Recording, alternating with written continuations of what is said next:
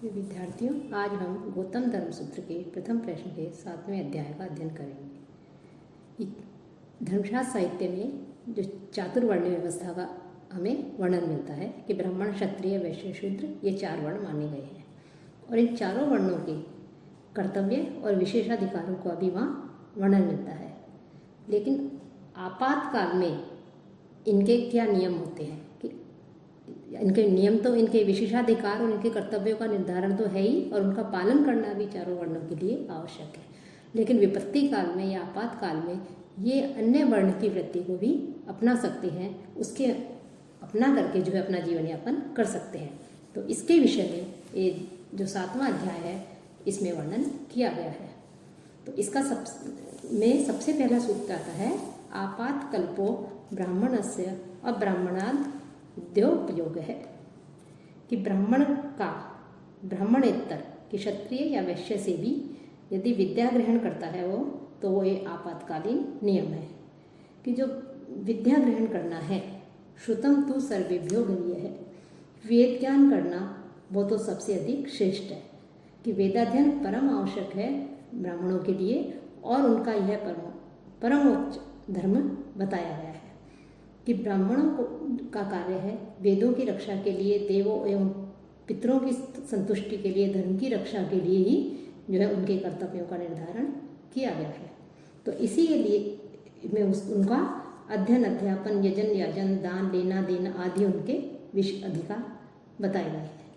लेकिन इसी क्रम में बताया है कि यदि ज्ञान प्राप्त करना भी आवश्यक है कि प्राचीन काल में जो वैदिक काल में जो शिक्षा पद्धति थी वो वाचिक प्राप्त होती थी, अर्थात अलिखित थी, लिखे हुए रूप में नहीं था कि हम गुरु के पास में जाते थे और शिष्य अपने गुरु को ज्ञान देता था, शिक्षा देता था और शिष्य अपने गुरु के दिए हुए ज्ञान को, शब्दों को दोहराते थे और यही क्रम चलता रहता था।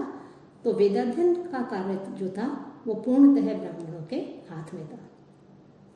लेकिन कई बार यदि अध्ययन करना चाहते हैं तो गुरु केवल ब्राह्मणों को ही बताया है, लेकिन यदि ब्राह्मण गुरु प्राप्त नहीं हो कि आपातकाल में ऐसी स्थिति में अर्थात ब्राह्मण गुरु की अनुपस्थिति में ब्राह्मण जो है वो क्षत्रिय या वैश्य से भी पढ़ सकता है कि ब्राह्मण ब्रह्मचारी बालक है तो उसको वैसे तो ब्राह्मण गुरु से ही अध्ययन करना चाहिए, ब्राह्मण, क्षत्रिय, वैश्य आदि को। लेकिन यदि किसी कारणवश ब्राह्मण गुरु उन्हें प्राप्त नहीं हो तो ब्राह्मण गुरु की अनुपस्थिति में वो ब्राह्मण जो है वह क्षत्रिय या वैश्य से भी अध्ययन कर सकता है, उनसे भी विद्या ग्रहण कर सकता है। तो ये उसका आपातकालीन नियम बताया गया है। तो उनसे इस प्रकार से शिक्षा ग्रहण कर सकता है और ब्राह्मण शिष्य जो है वो क्षत्रिय या वैश्य जो भी उसने गुरु बनाए हैं जिस भी वर्ण का, उनका वो अनुगमन करे, उनके पीछे पीछे चले और पढ़ने के उपरांत अनुगमनम शुश्रूषा कि अध्ययन जब कर रहा है तो अध्ययन के समय ब्राह्मण के द्वारा जो अब्राह्मण गुरु है, क्षत्रिय या वैश्य, उनका अनुगमन करना चाहिए, उनके पीछे चलना ही गुरु सेवा बताई गई है।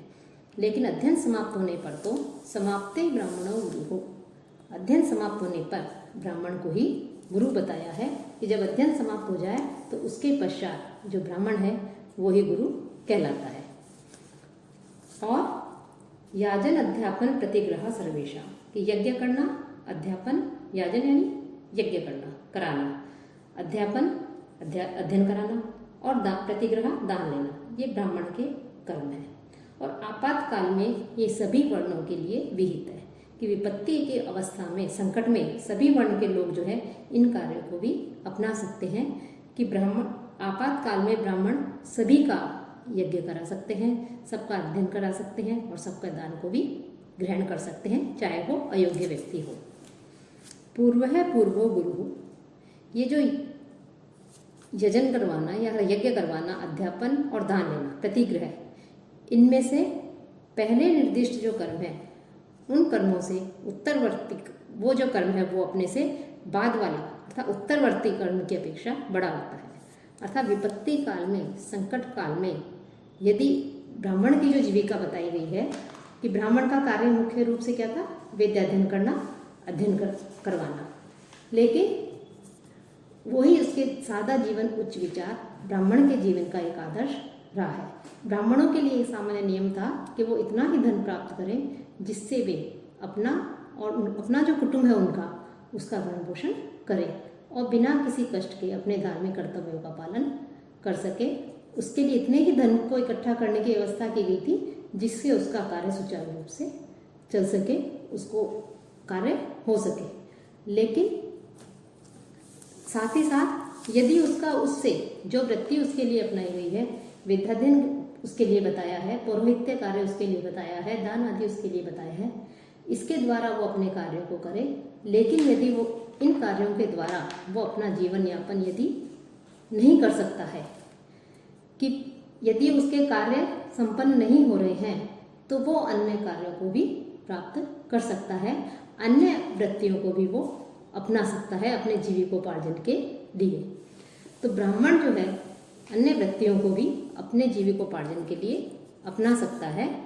सबसे पहले विपत्ति काल में उसे दान देकर अपनी जीविका चलानी चाहिए, दान लेकर के। और यदि दान आदि लेकर के भी उसकी जीविका नहीं चले तो अब वो अध्यापन करा सकता है, उससे भी जीविका नहीं चले तो याजन द्वारा अपना जीवन निर्वाह करे। और फिर भी यदि इन सब कार्यों से भी उसकी जीविका यदि नहीं चलती है तो तत् अलाभे वृत्ति ही, तो वो क्षत्रिय वृत्ति को अपना सकता है। कि ब्राह्मण जो क्षत्रिय है उस क्षत्रिय के कर्म को अपना सकता है और क्षत्रिय वृत्ति के द्वारा अपना जीवन चला सकता है। अर्थात क्षत्रिय कार्य युद्ध करना, युद्ध एवं रक्षण, ये क्षत्रिय के कार्य कहे जाते हैं। तो जो ब्राह्मण है वो पौरोहित्य आदि यज्ञ के द्वारा, दान आदि के द्वारा अपनी जीविका नहीं चला सके तो क्षत्रियों की वृत्ति की युद्ध एवं रक्षण कार्य की जो वृत्ति बताई है क्षत्रियों के लिए, उसको भी अपना सकता है, उसके अनुसार जो है अपना कार्य कर सकता है। तत् अलाभे वैश्य वृत्ति, यदि क्षत्रिय वृत्ति के द्वारा भी उसकी वो अपना जीवन निर्वाह नहीं कर सके तो वो वैश्य वृत्ति को अपना सकता है। तो तद अलाभे वैश्य वृत्ति ही, कि क्षत्रिय के कर्मों द्वारा भी यदि उसका जीविकोपार्जन नहीं करने में असमर्थ है वो, तो वैश्य वृत्ति अपना सकता है। तस्य आपण्यम, और आपातकाल में, विपत्ति काल में वैश्य वृत्ति से जो जीवन निर्वाह करने वाला ब्राह्मण है उसके लिए कुछ वस्तुएं बताई गई हैं, कुछ निषिद्ध बताई गई हैं कि किन वस्तुओं का विक्रय करके वो अपना जीविकोपार्जन कर सकता है और किन को उसे विक्रय नहीं करना चाहिए। क्योंकि वैश्य जो है उस वैश्य का कार्य क्या है? क्रय विक्रय करना, व्यापार करना। तो वैश्य अपनी इस वृत्ति के द्वारा अपना जीवन यापन करता है। तो ब्राह्मण भी जो है वैश्य की आपातकाल में वैश्य की वृत्ति को अपना सकता है और वैश्य की वृत्ति को अपनाते हुए उसके लिए ब्राह्मण के लिए कुछ चीज़ें बताई हैं कि इनका जो है वो क्रय विक्रय नहीं करे। कि जैसे कुछ विशिष्ट प्रकार की चंदन आदि की गंध के लिए कहा है, तो कुछ गंध रस बताए हैं, तेल, घी, नमक आदि ये रस है।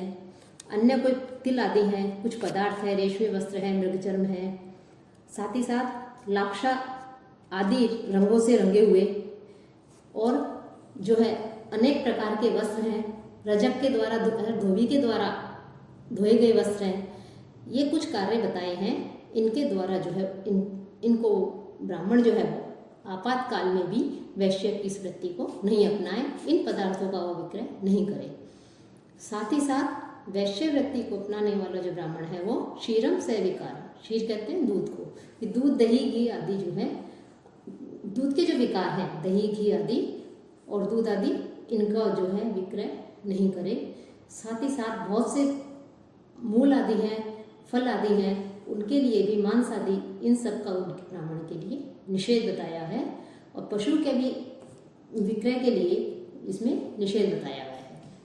साथ ही साथ भूमि आदि है, धान आदि है, अन्य अनेक प्रकार के पशु आदि हैं, गाय आदि हैं, बैल है, इन सब के विक्रय का वहाँ निषेध किया है।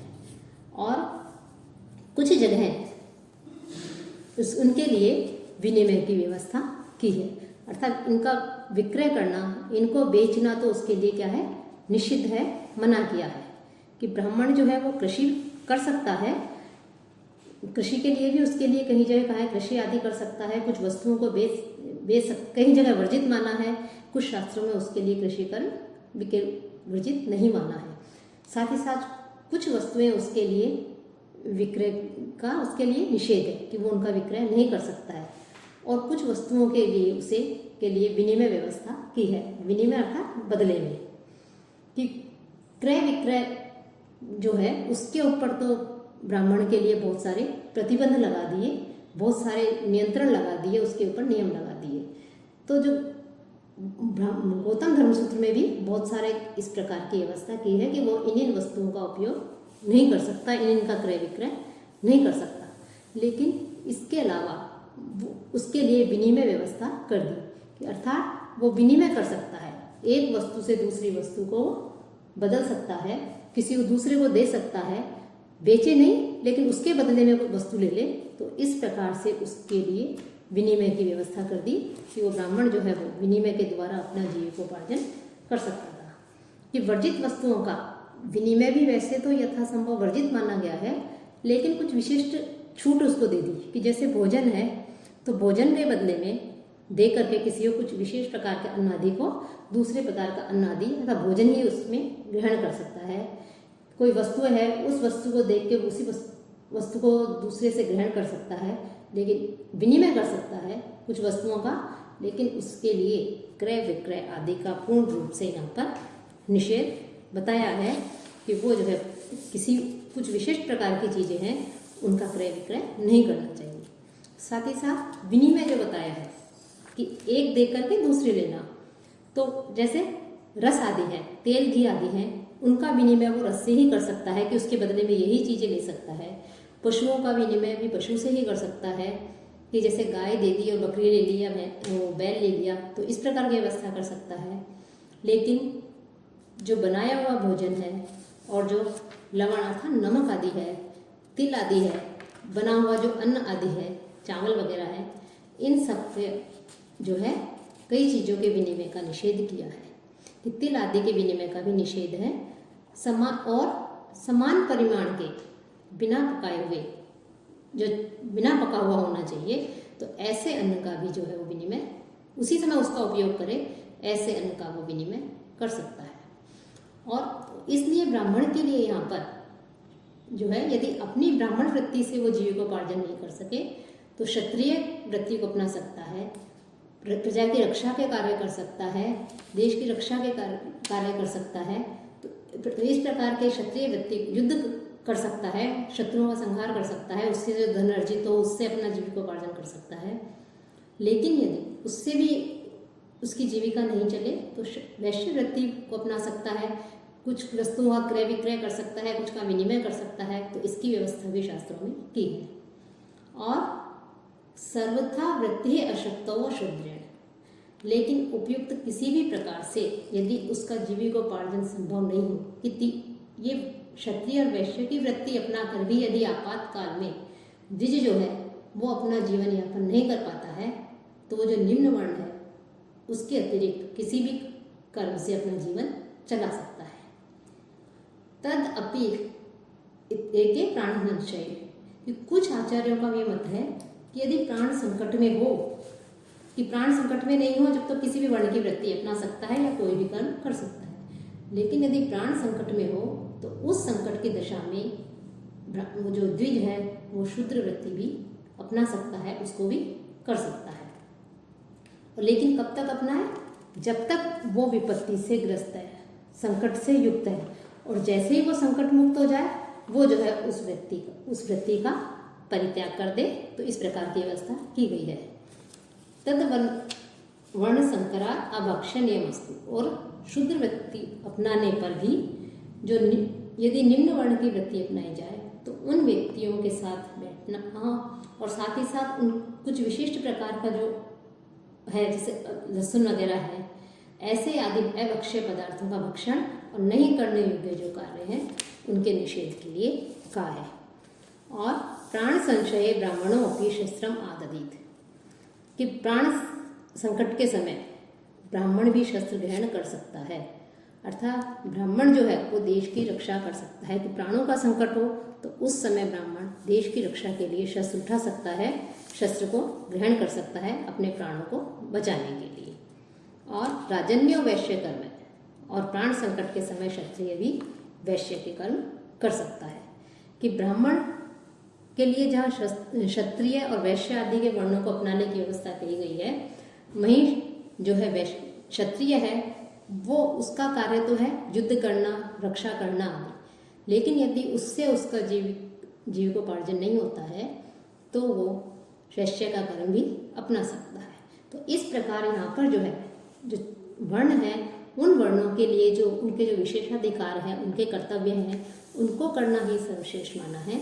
लेकिन यदि किसी कारण से वो उन कर्मों को नहीं कर पाते, उनको जीविकोपार्जन नहीं हो सकता, उनकी जीविका नहीं चल सकती है, तो उनके लिए कुछ आपद धर्म भी बताए हैं कि विपत्ति में जो है किसी अन्य वर्ण के कर्मों को भी अपना सकता है, लेकिन उसके लिए कुछ नियम और प्रतिबंध जो है उन पर लगा दिए हैं।